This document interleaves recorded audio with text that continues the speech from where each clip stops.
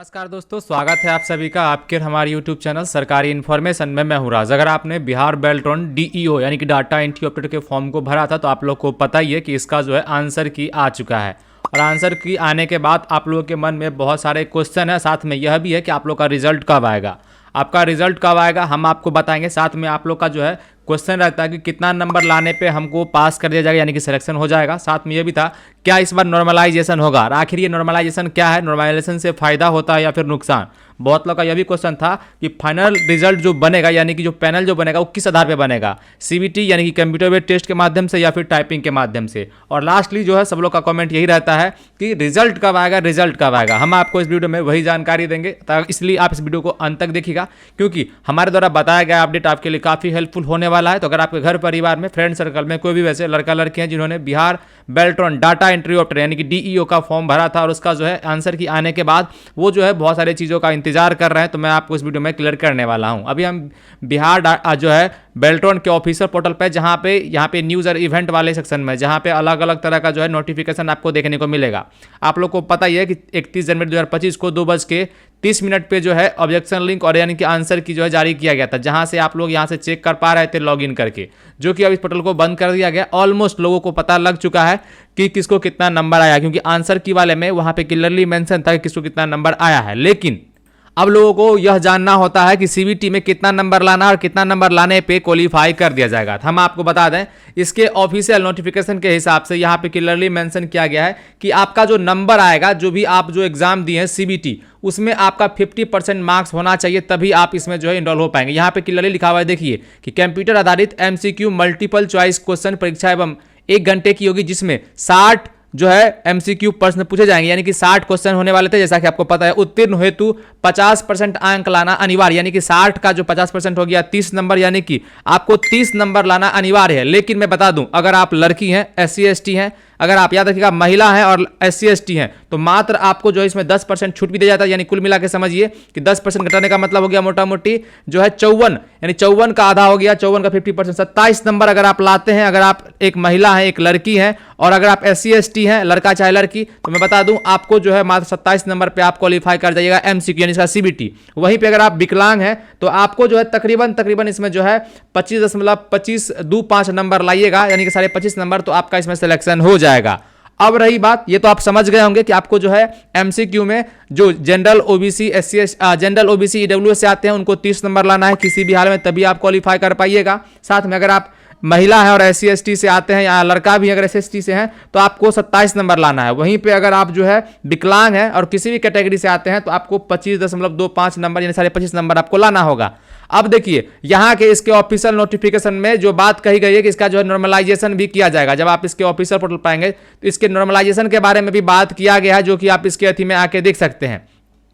चलिए वो भी आपको हम पहले दिखा देते हैं ताकि आपको समझ में आ जाए कि नॉर्मलाइजेशन इस बार। और देखिए नॉर्मलाइजेशन होने की संभावनाएं बहुत ज़्यादा है और ये होता है तो कहीं ना कहीं बहुत ज़्यादा बेनिफिट भी है, जो कि अच्छे खासे एग्जाम देकर आए हैं और कम अटेम्प्ट, जो जैसे मान लीजिए 60 नंबर का क्वेश्चन है, जिन्होंने मात्र 50 नंबर का क्वेश्चन बनाया है और उनको मान लीजिए 26-27 नंबर आ चुका, तो वैसे लोगों का नंबर बढ़ने की संभावनाएं ज़्यादा है।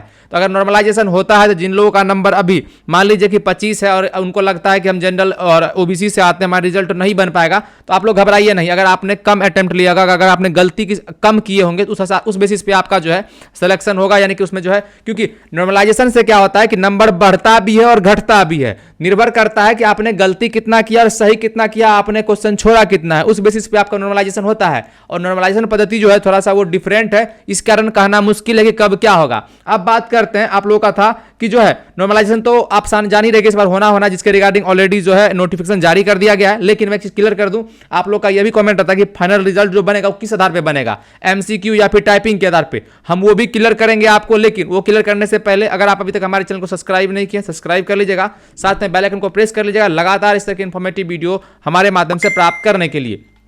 अब देखिए यहाँ पे क्लियरली मेंशन है, पहले तो हमने क्लियर ही कर दिया कि 10% जो है वो दिव्यांग के लिए है, महिला के लिए जो SC ST के लिए, वहीं पे 15% दिव्यांग के लिए है। लेकिन अब रही बात, जिस समय फाइनल रिजल्ट बनेगा तो किस आधार पे बनेगा। मान लीजिए आपका रिजल्ट मोटा मोटी मान लीजिए आपका CBT MCQ जो है आप वो पास कर गए हैं और आपने जो है टाइपिंग भी दे दिया है, तो क्या किस आधार पे होगा, टाइपिंग के नंबर पे बनेगा या फिर आपके MCQ के नंबर पे। तो यहाँ जो ऑफिशियल नोटिफिकेशन इसमें क्लियरली मेंशन किया गया है कि हिंदी टाइपिंग परीक्षा के प्राप्तांक के अनुक्रम में मेगा सूची आधारित पैनल बनाई जाएगी, यानी क्लियरली है आपका जो हिंदी टाइपिंग होगा उसके, यानी कुल मिलाकर टाइपिंग अगर आपका बढ़िया होगा, जिसमें कि स्पीड बढ़िया होगा, आपका एक्यूरेसी बढ़िया होगा, तो वैसे केस में क्या है कि आपका रिजल्ट जो है 110% आपका बनेगा। यानी कुल मिला के है कि फाइनल रिजल्ट जो है आपका सिर्फ सीबीटी एमसीक्यू जो यानी सीबीटी जो हुआ है वो सिर्फ आपको जो है क्वालिफाई करना है, बाद बाकी आपका जो मेन जो बच जाएगा शेष खेल जो बचता है यानी कि रिजल्ट वो आपके जो है टाइपिंग पे बचता है। तो टाइपिंग यानी कि यहाँ पे देखिए चीज मेंशन किया गया है, मैं अपने अनुसार नहीं बोल रहा हूँ, यहाँ मेंशन किया गया है कि हिंदी टाइपिंग परीक्षा के प्राप्तांक के अनुक्रम में मेगा सूची आधारित पैनल बनाई जाएगी तथा